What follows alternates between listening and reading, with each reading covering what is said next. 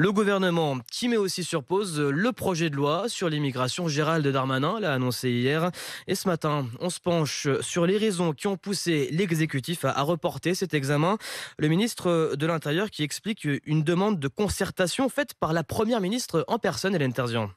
Officiellement, ce n'est pas un recadrage de la part de Matignon. L'objectif, nous dit-on dans l'entourage de la Première ministre, c'est de prendre du temps pour concerter avant l'examen du texte, d'où la décision de réviser la méthode. Mais en coulisses, c'est un autre son de cloche que l'on entend. Gérald Darmanin veut prendre de la place, Elisabeth Borne veut montrer que la chef, c'est elle, confie un député de la majorité présidentielle.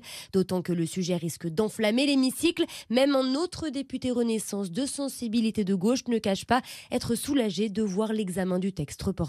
Alors concrètement, Hélène, quelles sont les grandes lignes de ce projet de loi sur l'immigration ?